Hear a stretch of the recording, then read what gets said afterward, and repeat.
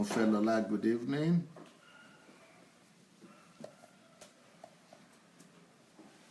Eric Osadolo, good evening. Oluwatoyin Bidemi, good evening. Denise, good evening.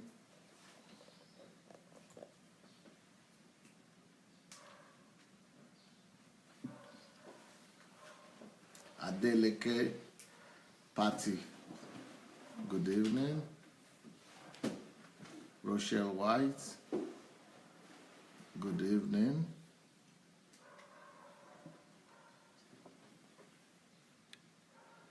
Paul, good evening. Rosalind, good evening. Favor, welcome everyone. As you are coming in, please go ahead and go ahead and share the link. Ngoya Julie, I hope you are arriving here soon. Adeola Deso, good evening everybody. Please go ahead and share the link to this message. We are starting a new series today, and this new series is going to be life-changing. So please go and invite your friends. Go share the link publicly and let everybody come. Let as many people as possible come. I see a lot of people here today, and I would like to hear what they're thinking about this.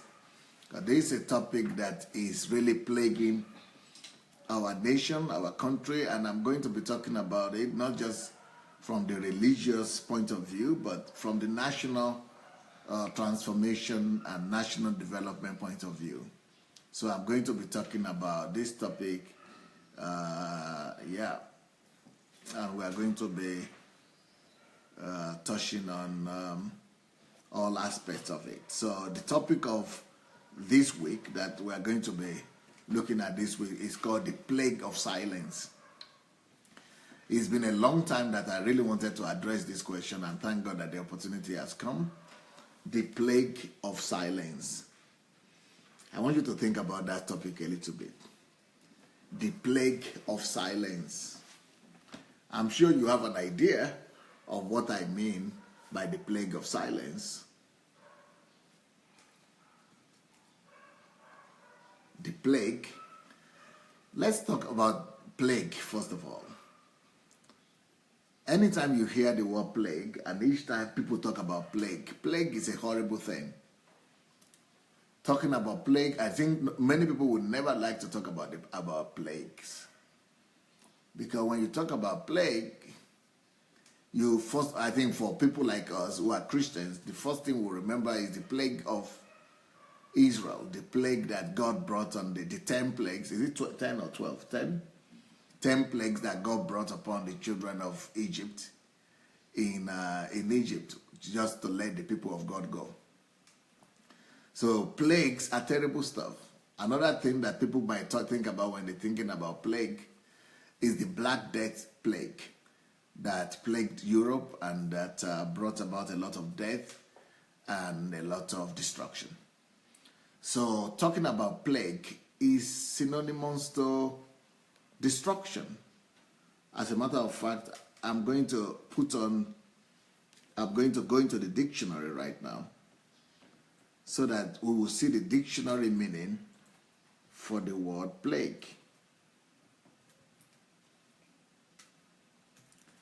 And so that we'll have a better understanding of why people are mostly afraid of that word. So what is a plague? A plague is a contagious bacterial disease characterized by fever and delirium. That is one aspect, one meaning of plague.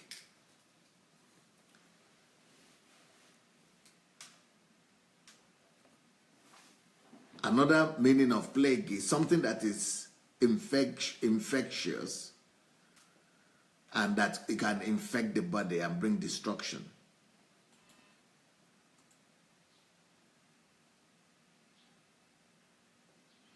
Another meaning of plague is something that is of a large number, that is widespread, causing damage.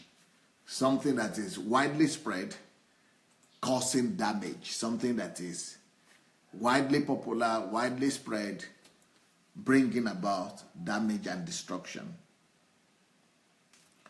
So, another meaning of plague is something that causes continual trouble or distress. Something that causes continuous trouble or distress.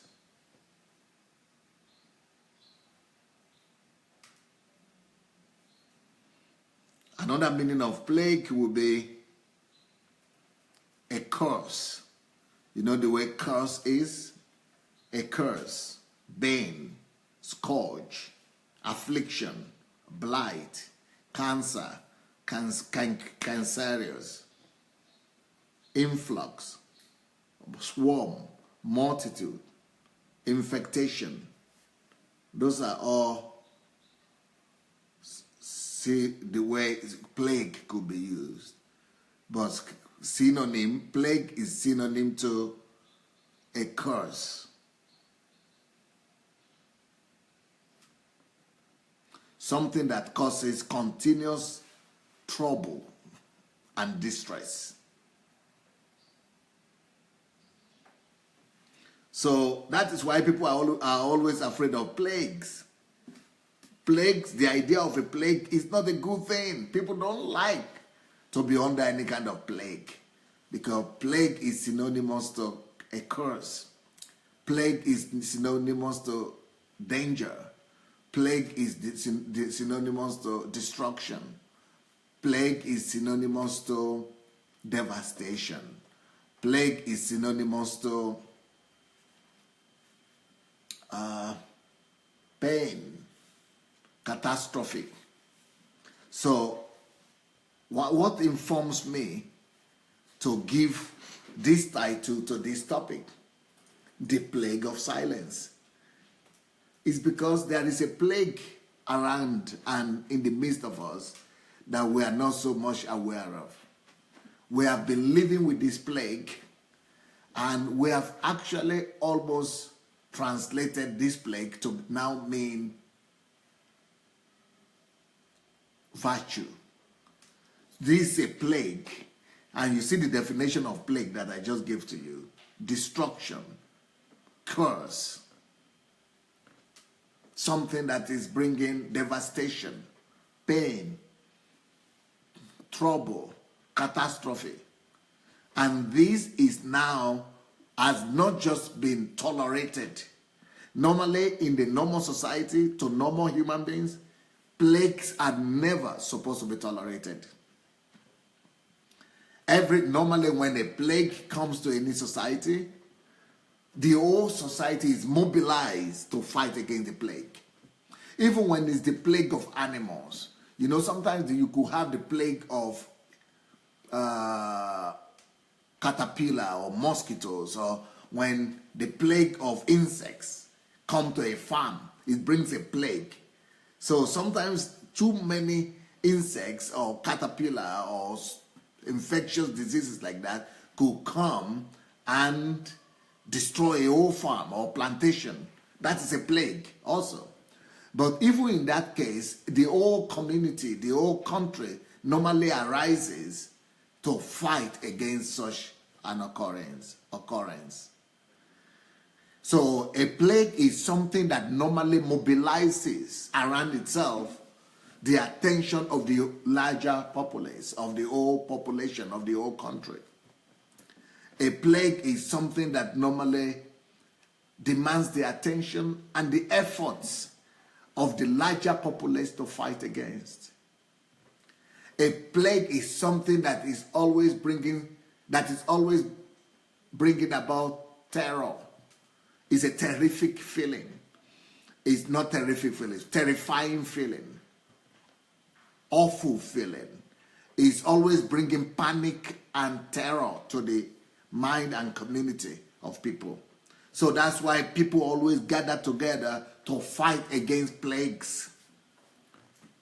That's why people are always afraid of plagues, and that's why people always run away from plagues. So when I'm talking about the plague of silence, the reason why I call this and I title this subject plague and plague of silence is because you know, and you have just heard me say how normal people will usually respond to plagues. And that is the normal reaction and normal response to plagues. Plagues are never supposed to be tolerated. Plagues are always supposed to be fought against on a massive scale. Plagues are always supposed to be resisted. Plagues are supposed to be hated. Plagues are supposed to be run away from. But when we get to a place when we now begin to tolerate plagues, there is a big danger there. It means we are exposing ourselves to danger. Plagues are not supposed to be tolerated. But then there is another danger to plagues. When there is a plague and people are not aware of it, that is very deadly. Because when there is a plague and people are not aware of it, then you have even a greater amount of devastation. You have a greater amount of destruction whenever there is a plague without awareness. So the very first way to combat a plague is to bring awareness. The very first effort and the very first step to fighting a plague is to bring about awareness. It is this next thing to do to fight a plague is to not just bring about awareness, but is to raise an alarm. There is a difference between bringing awareness and raising an alarm. So this plague, any plague at all, when it appears in a society, it starts with awareness and alarm. So the plague that we are talking about today, what makes it even more dangerous is that people are not aware of that plague. So as a result, there is no movement to counter the plague. And the reason why there are no resistance to the plague and no movement to fight against the plague is because there are no awareness and there are no mobilization to fight against the plague. So, like I said, awareness and raising an alarm are the very first two steps to be taken to combat a plague. So when people are not aware, when people don't know that there is a plague amidst them, there is like playing with danger. It's like playing with death. It's like going to bed. Just imagine yourself in your bedroom. It's like going to bed to sleep at night and your bed is all laid, thoroughly laid. But you don't know that there is a scorpion or a cobra, snake, deadly snake, lying just under your bed. Not under the bed, but under your cloth, your blanket. You don't know that underneath your blanket you have a scorpion, a snake, a cobra. And you are sleeping and thinking you are going to rest. That is what happens to a society that is not aware that there is a plague in the midst of her. When a society is not aware that there is a plague in the community, in the society, it's like going to bed with a cobra or with a scorpion. It is dangerous. So that's why this week I have decided to raise an alarm and bring awareness to my people and to the people of God about a terrible plague that we have been going to bed with, about a terrible plague that we have been tolerating for too long, about a plague that is in the midst of us, that we don't even realize that we have been living and going to bed with plagues.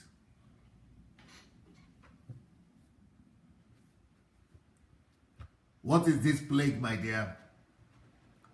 The plague that I'm talking about, and the plague of which we all must raise awareness, the plague of which we all must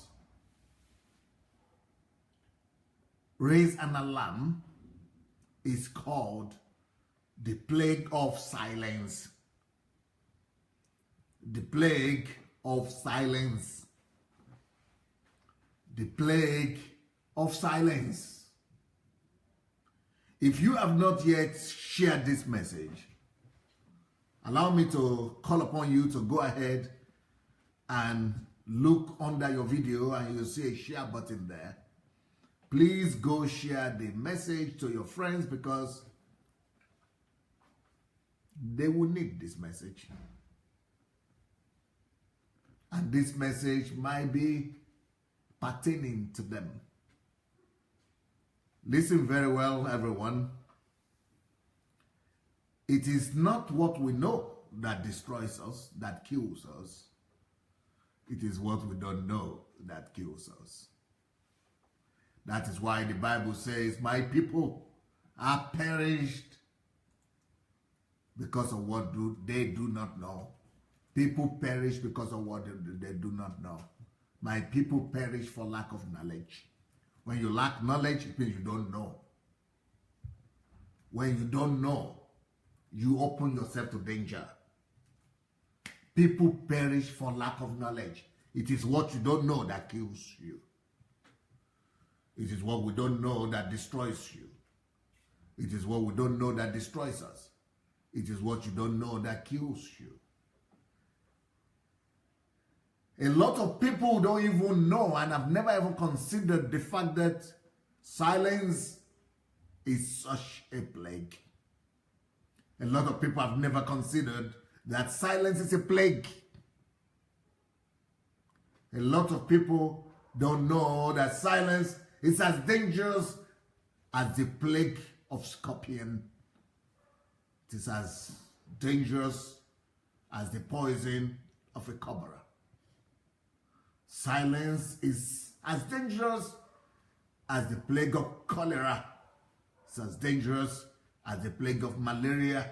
It's as dangerous as any of those physical plagues that we are all terrified about. But because of our tolerance towards silence, and because of the culture that has been propagated in the church, that has been the culture that has embraced silence, culture that has tolerated silence, and even not just in the church, but even some of our cultures in Africa especially, and as in the West also, some of them call it political correctness. This culture that is tolerating, that makes people to tolerate silence and even celebrate silence, makes it even more dangerous. So because of this culture of tolerance to silence, we don't seem to immediately notice its devastating effect.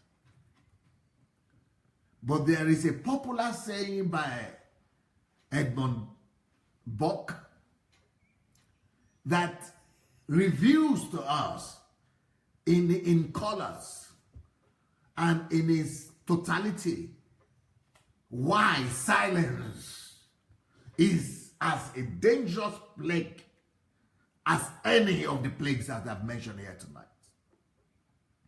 if not more dangerous. The words of Edmund Burke conveys the danger of silence like no other words. And these words have become some of the most quoted words in the English language and even in the languages of the world. Allow me to quote for you the words of Edmund Burke before I go into the scriptures. Edmund Burke says, the only thing, and I will appreciate it if somebody will write this down in the comment, the quotation from Edmund Burke. The only thing necessary for the triumph of evil is that good men do nothing. So they don't talk, they don't speak, they do nothing. Silence, the culture of silence, or the culture of tolerance. Let me repeat that quotation once again. The only thing necessary for to pay attention to this, for the triumph, the victory, the spread of evil. Evil. What is evil? Evil is everything deadly. Evil is everything bad. Evil is everything negative. Evil is everything destructive. In fact, evil is more deadly than a plague. Because a plague is just one form of evil. Why? Silence and indifference, tolerance multiplies, exaggerates, magnifies evil in all its totality.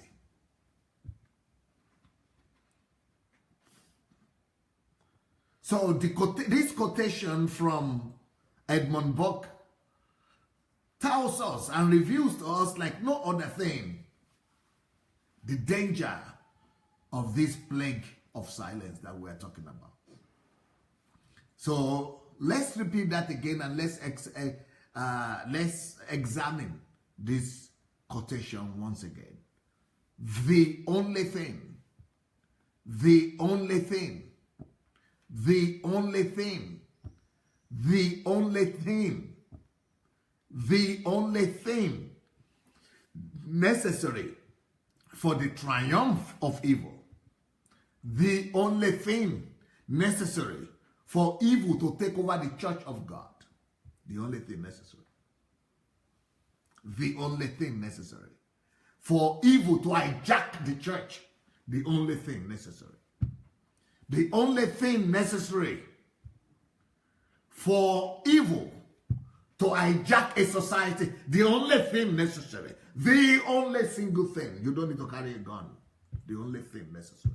You don't need to buy bullets and weaponries. You don't need to organize a movement of resistance or secession. You don't need to go to war. You don't need to go and kill on this killing spree. You don't need to do any of those things as long as you will do just one thing, which is silence. Silence is as deadly as secession. Silence is as deadly as going on a killing spree. Silence is as deadly as being a murderer. Silence is as deadly as genocide. Silence is as deadly as any terrible thing you could imagine. Silence is as deadly as rape. Silence is as deadly as any evil thing you could imagine. Because silence propels and fuels the triumph of evil. Evil triumphs. Evil triumphs where there is silence. Silence is the petrol that is needed for evil to engulf in fire and take over and burn down a whole society, a whole country. Recently, I published some articles that that made a lot of people to be saying, why are you always putting your nose into all these controversial issues? Do you have to be controversial? I said, no. It's just because I know better. Why can't you keep your mouth shut, Pastor? So are you not a pastor? Why are you talking about politics, about this, about that, about that? My answer is simple. It's because I know better. I know better how devastating silence could be. I know better the secret of silence and the evil of silence. I know better. I've been educated and I've been enlightened in regards to silence. I know better. I know that silence is a plague. I know better. I know silence is deadly. I know better. I know that silence is more deadly than being a murderer. I know better. I know that to be silent is to be a culprit in evil. I know better that silence is abating every form of evil that is there, that is possible. I know better than to be silent. I know better than to be silent. I know better than to be silent. And as many of you as are watching me today, oh, I am sorry to disappoint you. I'm sorry to break your heart. I'm sorry to let you down. But I'm going to tell you some truth today about yourself that you will not even imagine and you will not even be able to, accept as the truth. And you will not think that this is about you. But I want to tell you these things about yourself just for you to know that you might not be as holy after all as you thought you were. You might not be as good a person after all as you thought that you are. You might not have been as such a pious and dignified fellow as you thought that you've been. Because if you have been silent about any evil in your society, if you have been silent where you were supposed to speak out, you are as evil as those people that committed those abominations and those evil. You have abated evil every time you have kept quiet. You have abated evil each time you have kept your mouth shut to defend your own dignity and your name. You have abated evil. You have supported evil. You have promoted evil. You have been a participant in evil. Each time you refuse to stand for the truth and to raise your voice for righteousness. Silence is as much evil as any evil can be. Silence is as much evil as any evil can be. Silence is as much evil as any evil can be. So when I began to write my articles about the Nigerian political scenario, people are thinking that I'm not thinking about my reputation. Why should you write about the election? This was 2015. Why will you put your nose into that? Why will you put your reputation? You are so well respected. People know you. You are so much respect. Why will you raise such a country? Why will you put your nose in politics? Because I know better. I know better. I will rather raise my voice for righteousness than to be a culprit through my silence, culprit to evils that are taking place in my society, in my nation, just because I want to preserve and my reputation, protect my reputation. To keep quiet is to avert evil. To keep quiet is to be a culprit in every evil that is happening, that you have seen and that you have been a witness to. So I know better. Is that why you've been writing about politics? Yes, sir. Just because I know better. There is another debate that's going on in my country right now. It's called the Biafra debate. I believe it's my conviction that one of the reasons why Biafra is spreading like wildfire in our country is because of the silence of the best sons and daughters of Igbo land. That silence has promoted Biafra and has empowered the less informed men of that nation, of that part of the country.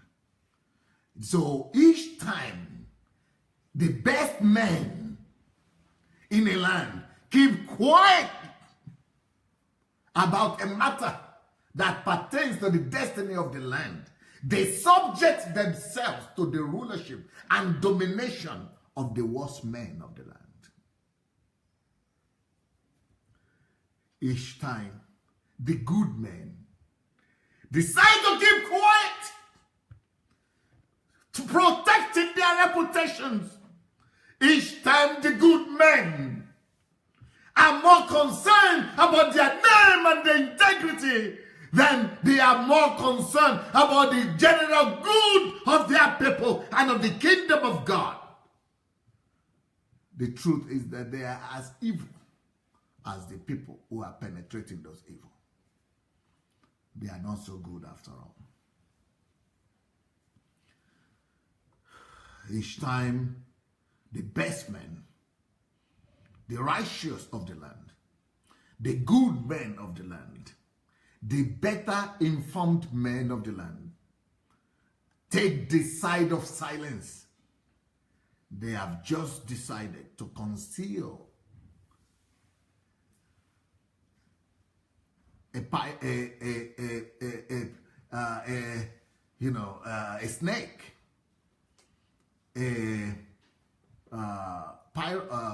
python under this bed of their family, of their people, of their culture.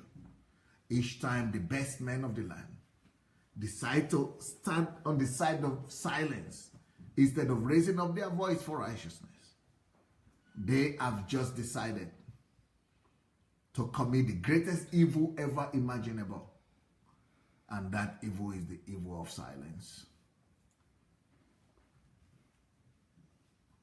When the best men, when the best people of any society, of any group of people decide to keep quiet, they commit the sin of abetting evil, of becoming culprits in the evil that is taking place in the land. So this is a plague that a lot of people are falling into. A lot of people are being infected by this plague, and it's called the plague of silence.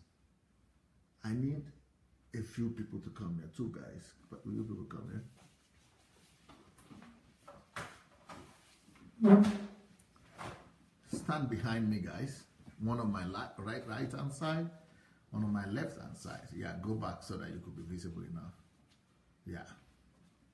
But make yourself visible so that they pick on the camera. Okay, I have 2 people here. One is in red. You see that one? One is in red. His name is Anu. One is to my left, or to my right, from your side. That is Pastor Clement. They are both pastors, but this time I'm going to use them as not very plausible examples, okay? That one used to have, that one here with the ear is having that kind of ear that makes him to be more qualified for the area boys definition that I wanted. So let's say is the cult. This guy here, this one here, is the head of a cult or mafia. Let's say mafia group. So he's leading a mafia group. These two people come from the same country. So this guy here has been robbing, has been stealing, his gangs have been killing, raping, conducting armed robbery, killing people, conducting all sorts of atrocities in the land. This man here stands for the intelligentsia of the country. So he, let's say, is a judge, well-educated, uncorruptible judge, good reputation. And they are, in any land, they are always the elite. So he stands for the elite. The elite that, that are educated, that are living their own good life. Everything is okay for them. They have their own fence around their house. They have their own job. They go to work.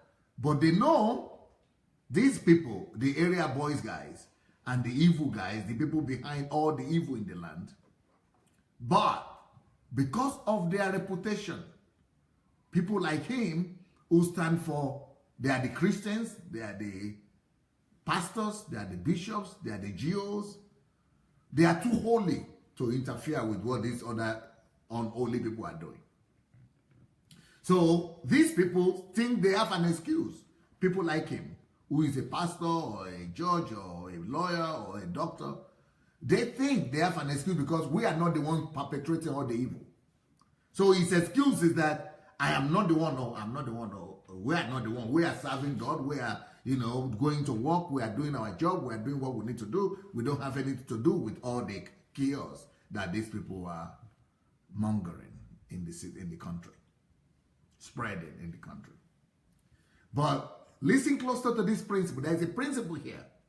And the principle is that these are the best men. So the red, they are the best men of the land, the elite of the land, the authority of the land. Each time, the best men of the land, each time, the better informed part of the society decide to keep quiet about any evil that is taking place in that society, that person becomes a partaker in that evil. That is number one. Whenever you keep quiet about evil, you become a partaker of that evil. So even though he's never stolen before, even though he's just going at his, with his business, he's going and he's doing his own business the way we're supposed to do it, he's, being a nice guy, but because he's silent, he has committed the plague. He has abated the plague. He has, indulged himself in the plague of silence. And he has just become a partaker of that evil, all the evil that has been taking place in that land. That is number one. Number two, each time the better men of the land, the righteous men of the land, the men of integrity in the land, each time they are the pastors, the bishops, the lawyers, the businessmen, the holy, the family guys, the pure guys, each time they become silent about the evil that is taking place in the land, and they don't step out, they don't speak out, and they don't go to take up the place of responsibility, what happens is that they subjugate. He, who is the better man of the land, has just subjugated or has just given up the place of leadership, the place of responsibility that he is supposed to have taken by speaking out. He has just subjugated it to the lesser men of the land, to the worst men of the land. When the best men of any society decide to keep quiet, they subjugate themselves to the domination of the worst men. So now, Clement, I want you to go and demonstrate that for me. Take him by the neck, put his head under, subjugate him, and kind of have dominion over him. Yeah. Is it visible? A little bit higher. Yeah. And just put your head on his and his like that. Yeah. And just, just begin to, yeah. And he is the best man of the land. He is the best man of the land. But he's being subjugated. That is what is happening. Don't leave him. That's what is happening in Nigeria. That is why today in Nigeria, the best men of the land are being kidnapped. Have you ever heard of judges being kidnapped in Nigeria? It's happening because the judges were silent when they were supposed to raise an alarm. Have you ever heard that the lawyers are being kidnapped in Nigeria today? The reason is because there was a time when all of them refused to raise their voice because they thought it would never affect them. Have you ever heard that politicians now and their wives and their children are now being kidnapped and are now being terrorized in the land? The reason is because he was silent. People like him and people who are the better people in the society, the best people of the land, including that judge, including that politician, including that journalist, including that pastor. Even pastors are being kidnapped and are being killed. Why? Because the better citizens of the land, each time the better men, the better people of the land refuse to raise their voice, each time they commit the sin of silence, each time they subject themselves to the plague of silence, they have just subjugated their position. They have just subjugated themselves to the rulership of the worst men of the land. Personally, I personally believe that the guy that is leading the Biafra movement in Nigeria, I think is one of the worst guys that the worst sons of the Igbo land. If they have more respectable sons, they have more educated sons, they have more responsible people. But those responsible people, those worthy sons of Igbo land, they have gone to silence. They have committed the sin of silence. They have decided to commit the sin of silence. And by that silence, by committing that sin of silence, they have subjugated their position. They have subjugated themselves to the rulership of the worst of men in the land. The worst men will take over them, will take authority over them, will have dominion over them, will subjugate them, humiliate them, rape their daughters, rape their children, and that is not the end. It is going to keep on happening. There is a former secretary to the federal government of Nigeria, a very, of Nigeria, Falaye or something, was kidnapped. It was in the news. The number 3 or number 4 citizen of the land was kidnapped. In fact, the Ngozi Uwela, that was the Minister of Finance, the mother was kidnapped of the Minister of Finance of the land. Why? Because silence, the sin of silence, will make the worst of the land. By any time we keep quiet about anything happening that is around us and we say it doesn't concern me, it's not my business, we are subjugating ourselves like this. The best of men, we are making the best of men to be subjugated to the worst of men. Even the same thing in the church is happening in the churches. Whenever we are silenced about the evils that are taking place in the church of the Lord Jesus Christ, we are subjugating ourselves, the best of men in the church, who are supposed to know better. They have just subjugated themselves to the worst of men. Every time we are talking about pastors who make people to eat grass, the pastors who make people to drink petrol, the pastors who go and make people to give offering, prophet offering or faith offering, or just abuse people and their money tithe and things, and pastors who are doing corruption, who build universities and schools and they don't let everybody else, their members cannot go there. All kind of evil and atrocities going on in the church. It is only possible because the best of men in the church, the fathers, the leaders, have decided to keep quiet. Each time the best of men in any given society decide to keep quiet, they subjugate themselves to the evil of the worst of men in that land. Sorry, sir. Did you survive it? You are looking as if you are just coming from the kidnapper's hand.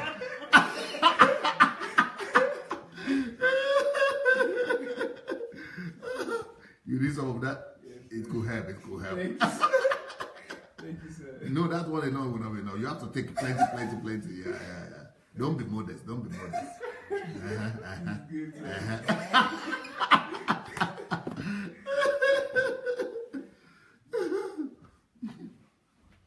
So each time we all keep quiet about any evil that is being perpetrated in our society, in our environment, we become a partaker of that evil. And then we subject ourselves to the domination of that evil over our lives, over our children. That is why our children will be the ones who are going to be raped. Our children, our families will be the ones who will be attacked by armed robbers at night. The reason why armed robbers go to the good people to attack them is because we were silent when we were supposed to have spoken. The saying of, you see, if you go to Nigeria, if you live in Africa, you will hear stories of armed robbers coming to attack people at night, and they don't even go to the poor people again, no? Because when they were going to the poor people's houses, the well-to-do people think, oh, we live in a good area. We live in a good area. Our area is secure, so we don't have anything to worry about. Oh, our area is good. No, they will not touch us. Each time we are silent in the face of evil, when we see evil taking place and we decide to be silent like that, we subject ourselves. We submit ourselves to the dominion of the worst men in the society. They will take over. They will get to us. We think the thing will never touch us. It will touch us. It will come to later on torment us. And that's why there was another evil in my country, Nigeria, recently. They call it MMM. And people are saying, Pastor, what is your business? Why is it you are putting your nose in every little thing? Everything. The Biafra came, you are the one writing article. You know, but Buhari came, you are the one writing article. MMM now came, you are the one again writing article. What is your problem? What is your headache? It is because I know better. The only thing necessary for the triumph of evil is that good men do nothing. They only need to keep quiet. They don't need to, people will say, no, I don't want to interfere so that the problem will not come over to my head. That you have, by saying that, you have just submitted yourself to that. In fact, you have just made that problem your Lord. Because anything that we refuse to resist, we tolerate. And anything we tolerate will later on have dominion over us. That's why we should never sit down and tolerate evil. Because we think that when we tolerate evil, that then evil will not touch us. Aha! You are playing with snake, with evil. If you will not touch it, we not touch it. You think it understands common sense? Evil doesn't understand common sense like that, that I will not touch it, so it will not come to my... Evil will see that as weakness. Evil will even see that as giving up and say, well, we are capitalized, come and we capitulate, we just come capitulate us, come and take over us. Because each time you are running away from expressing your views concerning evil, each time you are running away from resisting evil, any evil you refuse to resist, you submit to it. Because anything that you tolerate takes you over. So all those tolerance that we are having in the church, you know what people say in the church these days? We are praying. We see, we are praying. Only God. Only God. We are praying about it. Only God. We are praying. We are praying. And God is saying that is why the whole foundations of the earth is shaking. Because you are sitting down there praying. He said, but I have put you are the princes, you are the gods, you are the princes that are supposed to bring order to the earth. You are the ones that are supposed to rule here. You are the ones that are supposed to bring, order here, stability to the earth. And you said, we are waiting, we are praying. God must do something. God will do something. God will do something. We believe God. We believe we are praying. We are believing God. So you are quiet and say we are believing God. When God is waiting for you We are folding our hands when God is waiting for you to be his representative, to be the representative of his kingdom, to bring his righteousness, to bring his holiness, to bring his order, to bring his justice. God is waiting. And while God is waiting, we are also waiting. We are praying, we believe in God. That is exactly what Satan needs for evil to triumph. That's exactly what Satan needs for evil to triumph. That is exactly what Satan needs for evil to triumph. So what do you think? Why is it that God, Jesus, when he noticed that they were turning the house of God, the temple of God, into the market of merchandise, or whatever, the den of thieves, right? When he noticed that they were turning to the den of thieves, and they were merchandising the house of God, why didn't you say, well, it's not my business, you know, I'm a pastor, so I'm not even, and you know, he is not even, he's not a priest in that church. You know, he was not even recognized by the priests and the Sadducees, who are the chief of the church. He didn't say, it's not my business now, and let them put me as the pastor, then I will make order. And let them put me now, I'm not the pastor, they don't even recognize myself. I said, not the same Pharisees, let them go and deal with the problem themselves now. Jesus is not an irresponsible God. He is so highly responsible that he will go and put his nose in something that doesn't even pertain to him at all. Because he went there and interfered in an atmosphere, in a territory that doesn't even belong to him. Because it belonged to his Father. That is why anybody telling me that, pastor, but face your business now. If you are called to be a pastor, why are you putting your nose in MMM? Why are you putting your nose in politics? Why are you putting your nose in all these things? The reason is because Jesus put his nose in all those things. Jesus put his nose in all those things, okay? I'm just trying to copy my Lord, okay? Okay? He put his nose in all those things. He was not serving in that church. He was not even a minister in that church. He was not recognized. But he knows that the earth is the Lord.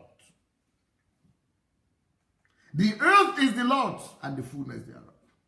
As long as the earth is the Lord's, I will put my nose everywhere. Because the earth, it belongs to my Father. And as long as the work of my Father, the name of my Father is being discredited, as long as the work of my Father is being destroyed, any part of the earth, in any part of the world, it pertains to me. It concerns me. And I'm going there to bring the order of God. And that's what Jesus did. He went ahead and brought the order of God into that temple. He chased away. He was not silent. He couldn't be silent. Why? Because Jesus knows this principle. That the only thing that is needed for evil to reign is for him to be quiet. Jesus will not be deceived by that deception. Jesus will not be deceived by that self-protective mentality. That, okay, you know, a lot of Igbo friends of mine that I know, that I say, why are you not right? Why is it that I'm the one writing about Biafra? You are one of them. You be the one to go and write. They say, Pastor, our people, I don't want them to begin to attack me now. They will begin to attack you, and you are going to be the one to blame. They don't know that the worst of those men, they are going to be the ones to rule over them and their children if they don't keep quiet. That is what happens. Why is it that I'm the one raising alarm about the MMM? I spoke to my pastor friends in Nigeria. I said, this MMM is dangerous. We have suffered from it. Let us all raise our voices. All the pastors say, well, we don't say anything really negative about it. If it is not the will of God, the Bible says if the enterprise is from God, it will stand. If it is not from God, the wisdom of somebody in the Act of the Apostle, what's his name? The wisdom of, Agapos or something. No, not Agapos, what's his name? That if it is the wisdom, if it is the enterprise is from God, it will stand. And what? Is it Council of Ahithophel? Yeah, Ahithophel is the Old Testament. Yeah, he said it is if it is this. Is it Agabus? Agabus, okay. Agabus said if it is from God, it will stand. If it's not from God, it will by itself just go. I said, okay, that's Agabus something. But I will tell you that the position, if Jesus has talked like that it is from God, it will stand. Why is Jesus didn't say if that thing is from God? something that you see that concretely is not from God, something that you see that is destructive, why won't you raise your voice? So all my pastor friends refuse to raise their voice because they are afraid. We have members who are something and we don't want to offend them. Self-preservation is what is making people to commit the sin of silence. Self-preservation is what is making people to spread, to become participants in spreading this plague of silence. Everybody is only concerned about their own skin, about their own self-preservation, not about what God is concerned about. But you see Jesus' mindset? Jesus knows that this concerns God. This is about the house of my Father. This concerns the heart of God. This belongs to God. God is supposed to be glorified here. And if it concerns God, it concerns me. And Jesus understood that if you were to keep quiet, then evil will prevail. The same thing during the time of Buhari. Up till now, people are still writing me, look at the Buhari that you brought. It is because of you that we have this problem that we're having right now. I said, thank God that I brought Buhari. I'm never ashamed of it, and I will never be ashamed of it. I'm going to be proud of it forever, till I die. Because if it had been this other person that was there before, there wouldn't have a country now. We wouldn't have any country by now. Because, but it was the time to speak, and I'm very proud that I raised my voice together with millions of other Nigerians that raised their voice for what was right. We needed a change in Nigeria, and it is the same thing today. Everywhere, every day, all of us will meet with situations. These are just the big things, all right? But all of us, maybe you don't need to speak about the big things like this, but all of us, we have opportunity to speak about one thing or the other. You have to raise up our voices. Of course, do your thorough work before you begin to speak out. Do your thorough work. Do your own work. And don't be reactional. Don't begin to speak out with the pastor, like the pastor who went and said, kill them, to cut their throats. And don't be reactional like that. That is not wise. That is not being wise. That is not behaving like Christ. That is not behaving, by righteousness. That is creating more problems for himself and for other people. So don't begin to incite people and begin to spread hatred and be telling people to kill other people and be telling them to fall down and die and the fire upon them. No, that's not the kind of reaction we're talking about.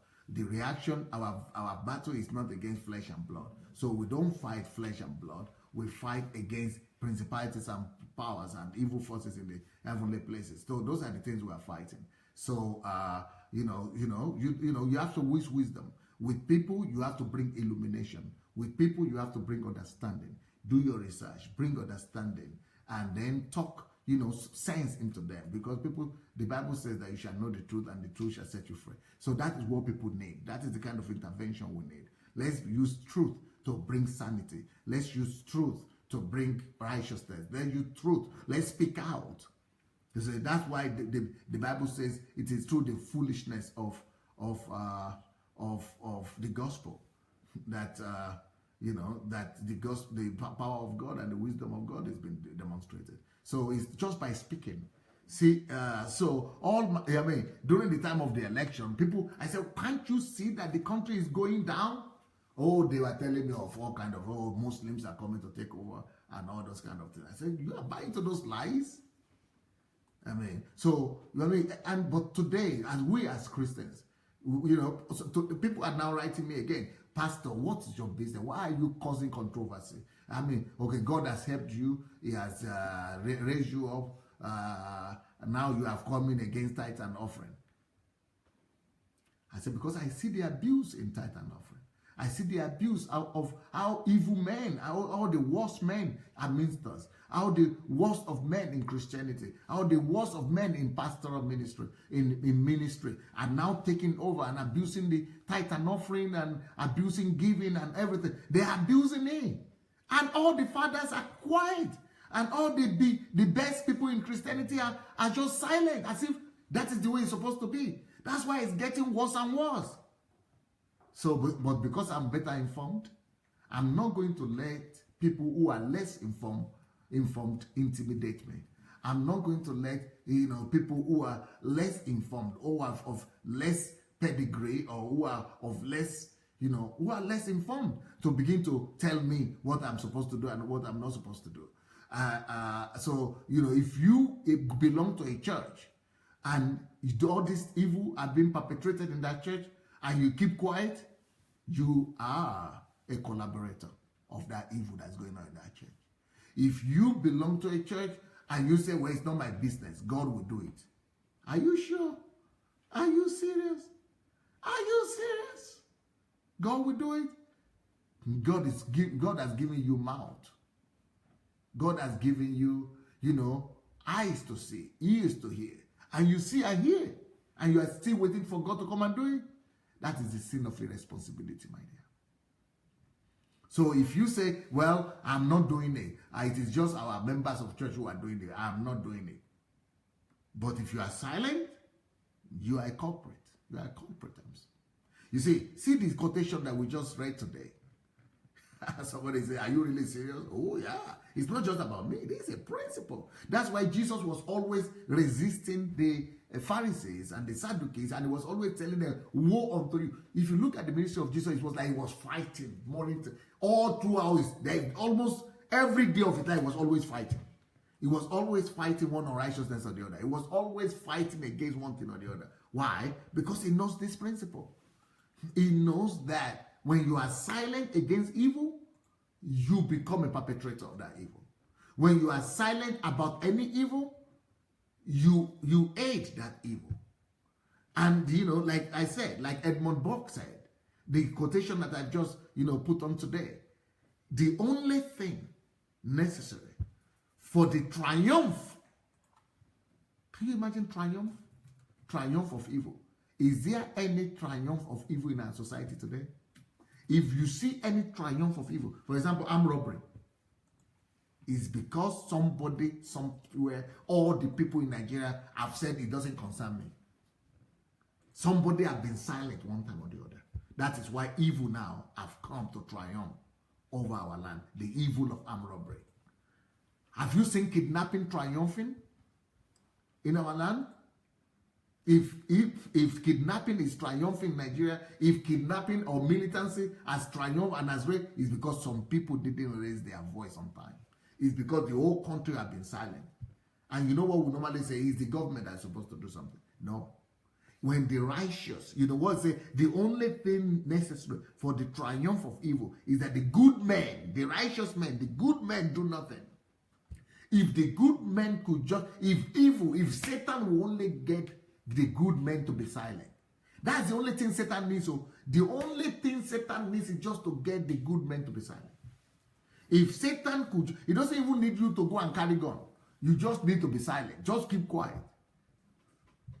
As long as you keep quiet, when the good men will keep quiet, that's it. Evil triumphs. So if there is anything triumphing, any evil triumphing in any society, look at your own country. Corruption is, triumphing. Corruption is growing. It's because somebody had kept quiet. Because the whole country has kept quiet. Because the good people had kept quiet one time or the other. Is abortion triumphing? Is immorality and evil triumphing? Any kind of time you see any form of evil triumphing, reigning and ruling and taking over, is because somebody had kept quiet when they were supposed to talk. Is stealing triumphing? Is anybody, is because people have not fought at the right time. They have not raised their voice to fight against that evil, to speak out. That's why that evil is triumphing. Any kind of evil, either in the church or outside of the church, the only thing that is needed for evil to triumph is for the people who know better, is for the people who are the good men to keep quiet. The silence of the better men, of the good men of the land, is the one that causes the multiplication of evil in any land. But even worse than that, what those good men don't know is that the thing they are trying to save their skin, they are trying to save their name. But at the end of the day, what it will lead to is that they have, through their silence, subjected themselves to the domination of that evil. So the worst men of the land will now have dominion over them. The worst men of the land will now rule over them. The worst men of the land, they have just voluntarily submitted themselves to the dominion and rulership of the worst men in the land. When the good men of the land keep quiet, when the good men of the land refuse to resist evil, the evil men, the worst men of the land, rule over them and have dominion over them. Anything you tolerate will have dominion over you sooner or later. That's why you must never be silent about any form of evil, either within the church or outside of the church. Well, it's like Bayowa is charged. Are you the one who wants to be the first one to speak? Or you like the men to speak? Okay. Which one of you will go first, guys? What do you think about today's message? One of his objectives. One of you will one of you will have to take over from me.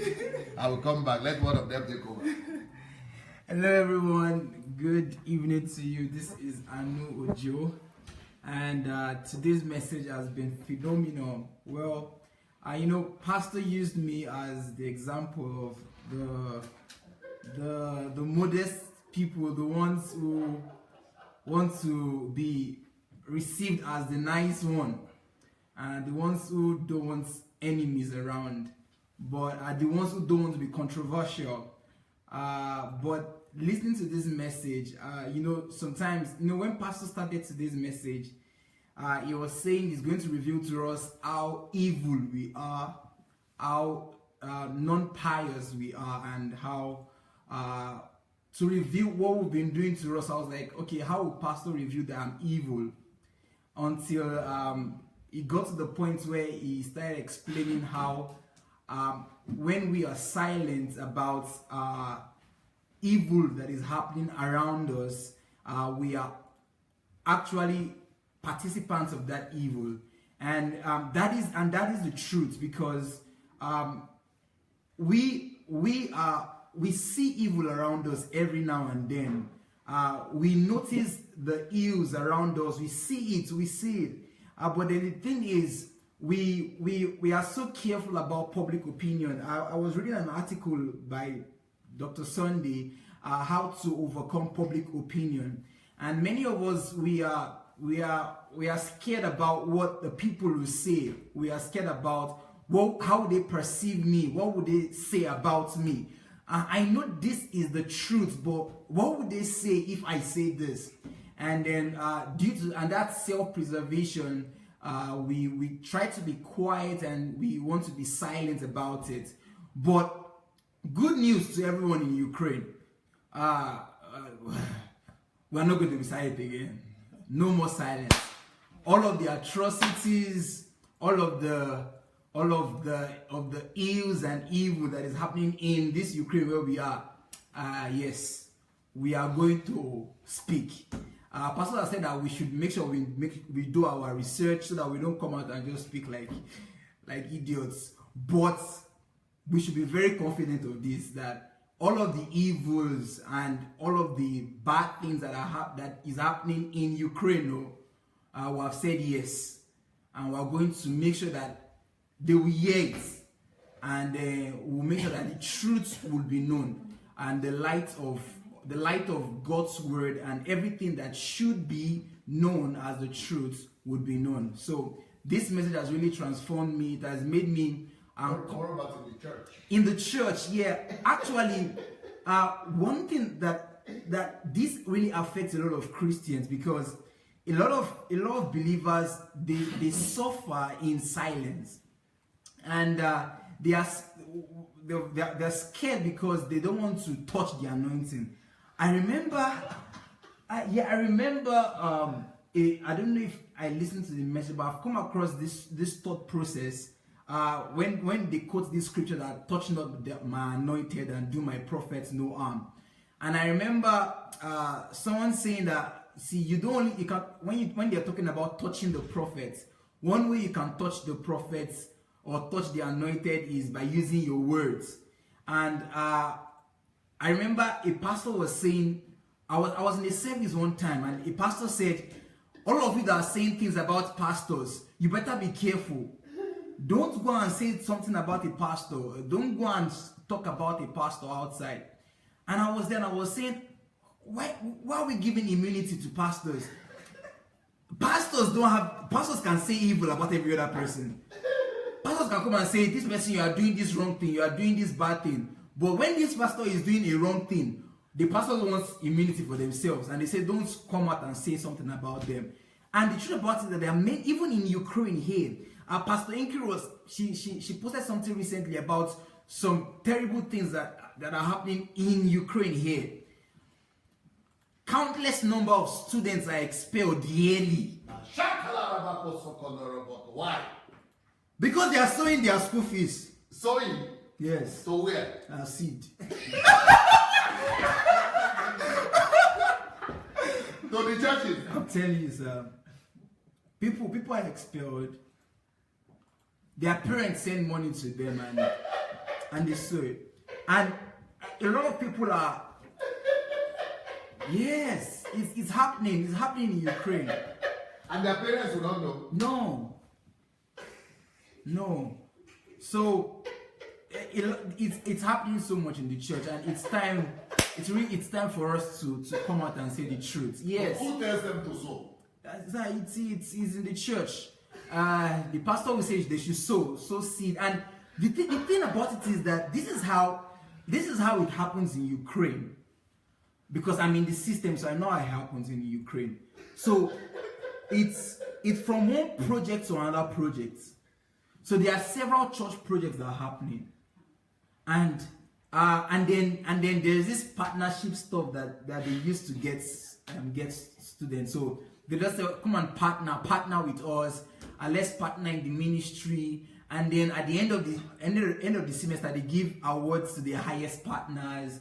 And then they celebrate them, and they, oh wow, this is the highest partner, come on, and then they give them a plague, and then these guys, I know the students in my school. So people are pushed to go and say. I know the students who is in my school, and it's sad because this guy is apparently not a poor guy. You know this guy is not poor because obviously he dresses very well. And you know when somebody is struggling for school fees to pay, you know this person is struggling, but this guy is not struggling. And then I got to discover that this guy gave a lot of money to his church for a certain program that they were planning to organize, and he couldn't meet up with his school fees. Long story short, the guy is expelled. The guy is expelled from school.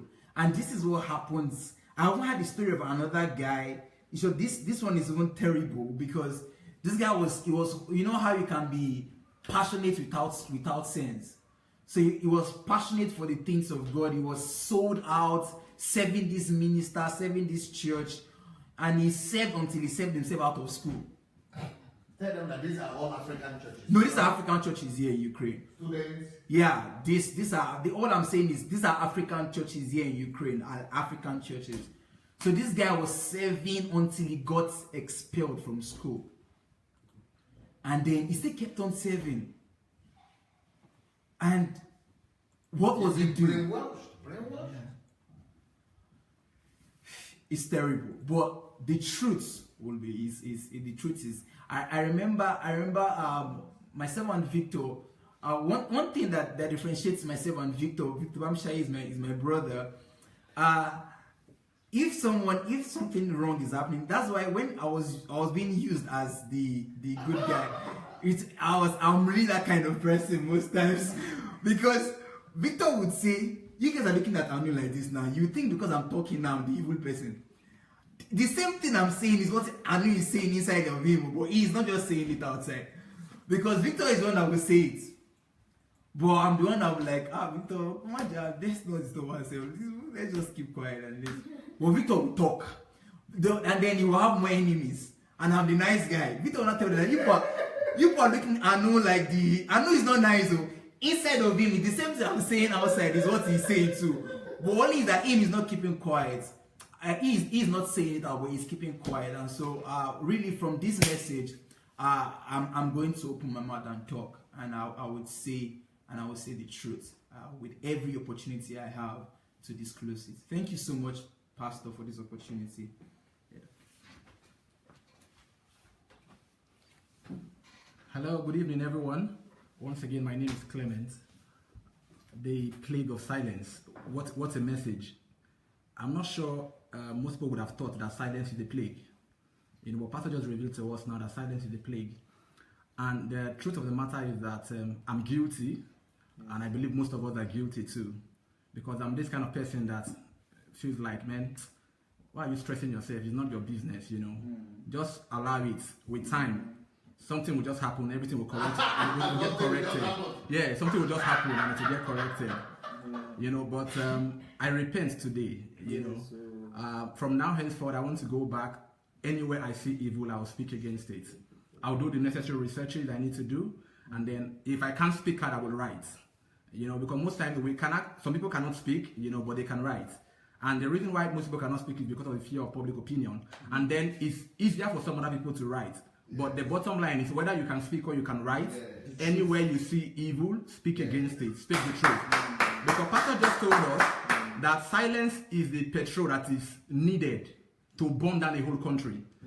It means that we've been burning down cities and countries. We've been allowing evil to triumph just because we feel it's not our business or we feel it's not important. We are just indifferent to a lot of things that are happening.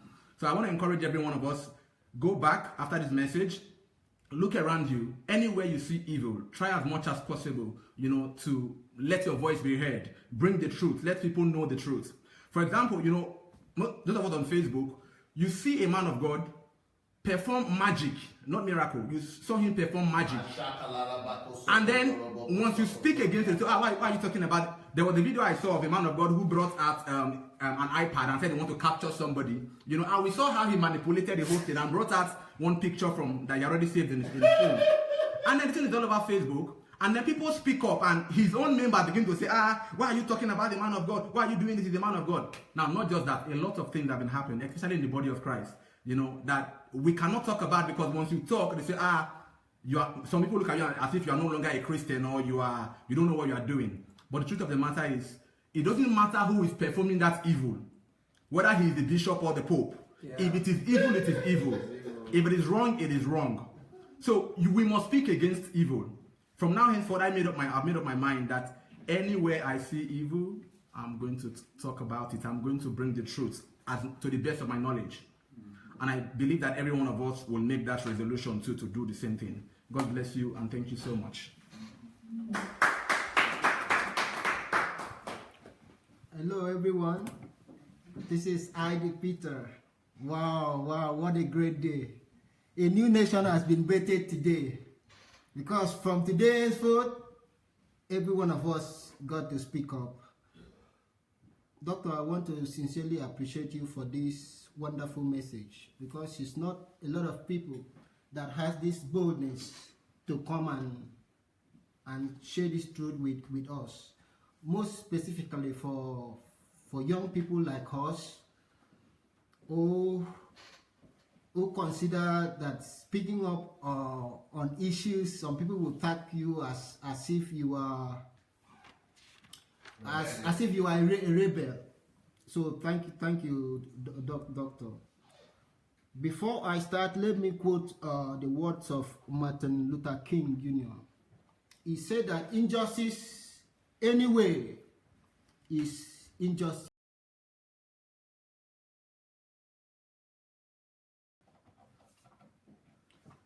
Thank God we reconnect again. Sorry everyone, it was in internet. Let me continue the quote. He said, injustice anyway is injustice everywhere. From today's henceforth, I am calling everybody on this platform never to keep silence on any injustice anywhere. I am calling everyone not to keep silence over injustice in the church perpetrated by pastors. I am calling everyone not to keep silence over any injustice of any kind, any form, any society in the church, in our country. Somebody just write, touch not by anointed. Every one of us has been anointed by God.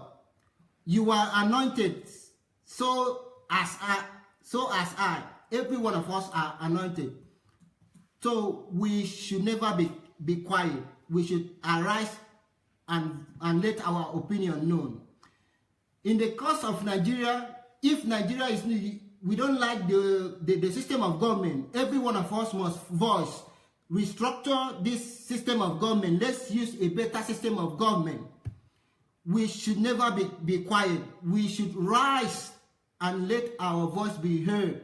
Let our voice be heard. Let's speak out for the less privileged. Let's speak out for people who don't have privileges. Let our voice be heard. Let our voice be heard. Because people are looking up to us. Let our voice be heard. Let our voice be heard over injustice. Let's condemn every act of injustice. Let our voice be heard. Thank you, everyone.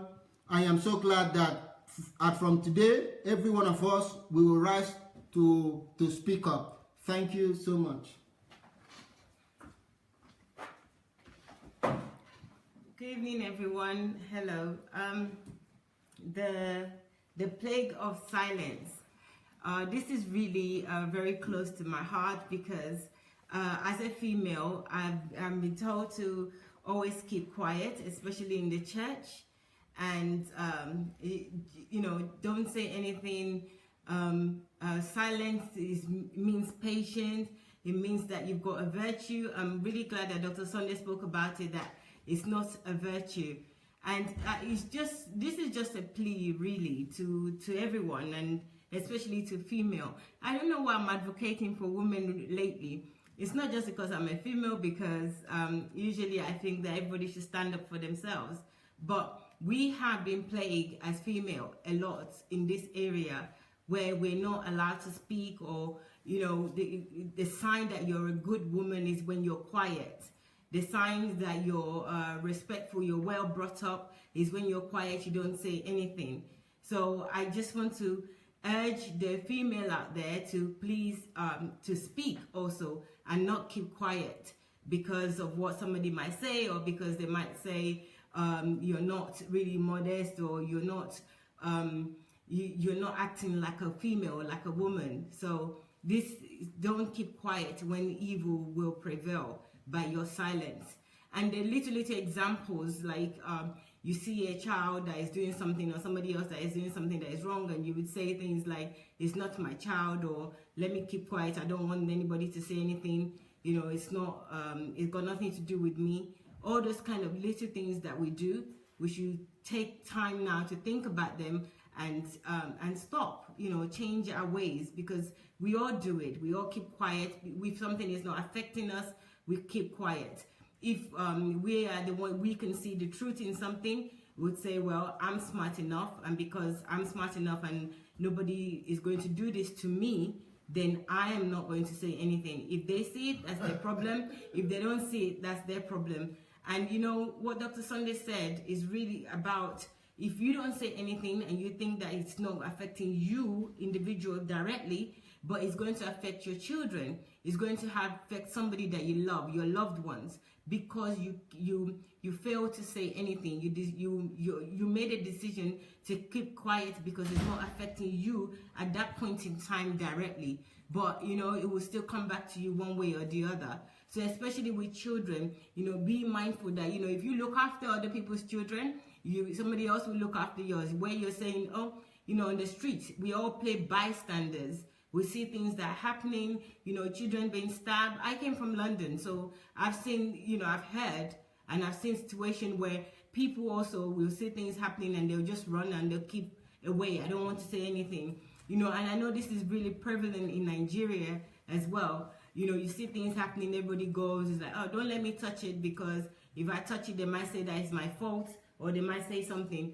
It's time we all work together. This is where we should unite and work together, not to keep quiet anymore. because then we're corporate of evil if we continue to keep quiet. So our silence is actually the evil. Not even those ones that are even doing the evil, but you keeping quiet is the evil. So please consider that and take action. And on saying that, we know we have a movement against deception in the church. This is a very good topic to help you to consider this movement and consider what this movement is going to do. This is you not keeping quiet, by saying the things that you see, by asking questions for the people that are perpetrating this, by objecting to things that is not right. So this is your opportunity to actually speak for the people that cannot speak. And even for those that can't speak, that refuse to speak, is your responsibility. Let's take this responsibility on ourselves to speak out against evil. So first of all, the movement, we have 2 pages up. One is a group page and one is a main fan page, or public page, you will call it. And they're both named as the movement is Movement Against Deception in the Church. So go on Facebook. If you are on Facebook already, don't need to go anywhere. Right there on Facebook, you will find both group and also the page. Like the page and join the group. Secondly, and most importantly, maybe that's the first thing, in the order, is there's a form. I've linked the form onto this page, onto this video. So you can also use the form, click on the form and complete the form. It's a 2-minute form. It's just for information, your contact, so that we can send you your contact. And for the committee especially, I've sent some information out to the committee. If you don't understand, please reply to the email.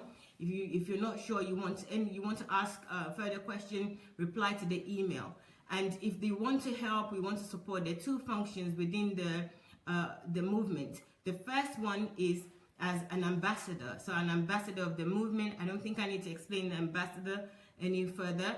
And the second one is committee. So as a committee member, you'll be involved in the strategizing and decision making of the movement. So those are the 2 functions.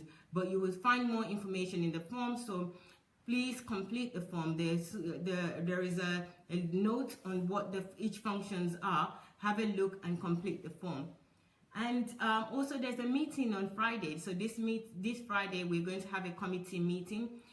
Anyone can join, but it's mostly for the committee, and it will be in the we will send you information. And in order for us to send you information, you must complete the form so that you can put your details, your email especially, so that we can send you the information. Thank you. And definitely I'm using this opportunity to again tell Mayowa that Mayowa, you need to get everybody that has already filled the form involved, so that they will help us. All of you that have filled the form, Mayowa will send you a letter so that you could help us invite all other people who have indicated interest but have not. We couldn't send from my own platform alone. We couldn't invite everybody. So we are going to send you maybe 50 names that you will need to help us invite. And send. You just need to send out my letter, the letter that Mayowa wrote. You just need to send to everybody else. And so please, expect a mail from Mayowa today. We are going to send this letter to all of you, and please help us to invite people and give a report. They need to give a report to you if they have sent out, and they have to do it before Friday, so that everybody else, all the 5,000 people that have indicated interest, so that even if you yourself, you are afraid, that you said, oh, I'm alone, I'm afraid of speaking out, now we are going to be together. It's a united force, a movement against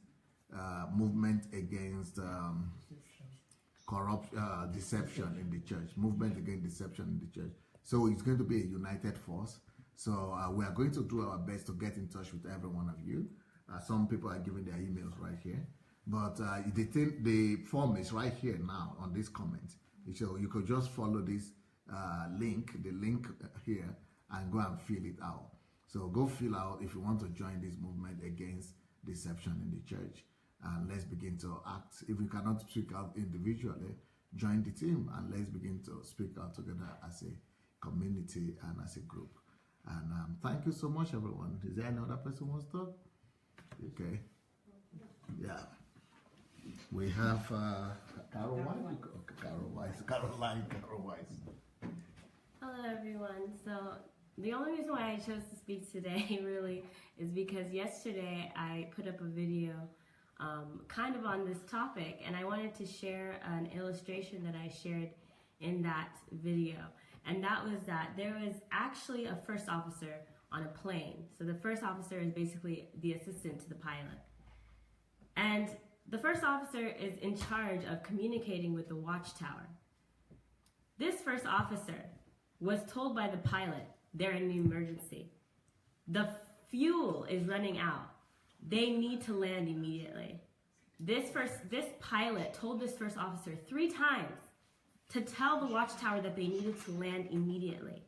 And 3 times, the first officer talked around the issue, tried not to be direct, tried not to use the word emergency, trying to be polite because his culture told him to be polite. His culture told him to be subordinate. His culture told him to be quiet because you are lesser than the pilot.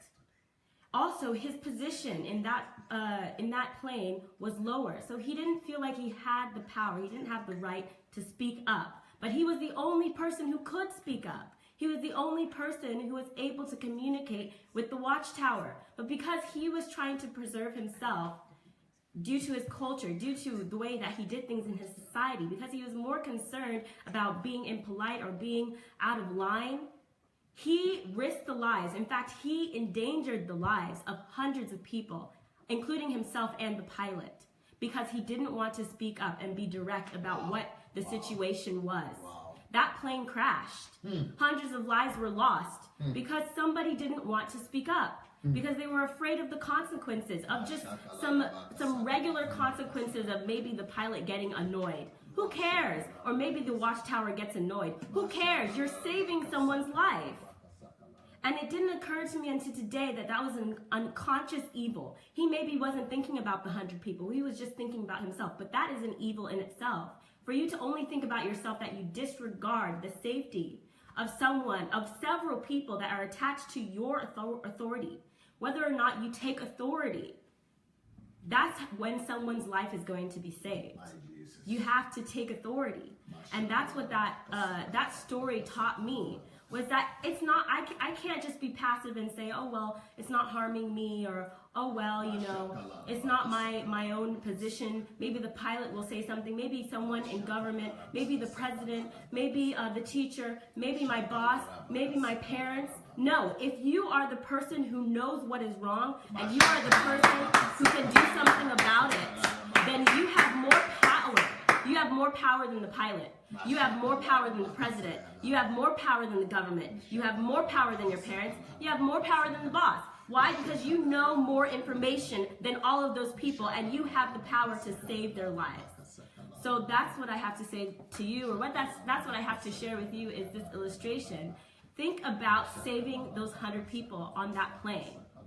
If you see something wrong and no one's speaking up, then you are the most powerful person in that situation. It doesn't matter if you have a title. It doesn't matter if you have the badge. It doesn't matter if you have the experience. It doesn't matter if anybody anointed you. It doesn't matter if anybody appointed you, if anybody promoted you. You promoted yourself just by knowing that something is wrong. And you promoted yourself by speaking up. And so that's what I have to share with you, is that it doesn't matter where you are. If you can see it, you are already the most powerful person. So thank you. Thank you, Pastor. Beautiful. Some people are waiting for the bishop or for the senior pastor, the bishop, the senior bishop, the NGO or what, GO. So, you know, because they are the ones who are responsible. But really, the one who is having access to that information of the impending danger is the one who is most responsible, and is the one who has the power, because the knowledge is the power. The awareness is the power. And if you are not doing anything about it, you are the murderer. You committed the evil, the plague of silence. Thank you, everybody. Tomorrow we'll be back with you 2 times a day, like, you know, 5 p.m. Nigerian time, 5 p.m. UK time, 12 noon Eastern time in America. And then in the evening, 7 p.m. Nigerian time, 7 p.m. British time, and 2 p.m. Eastern time. See you tomorrow, guys.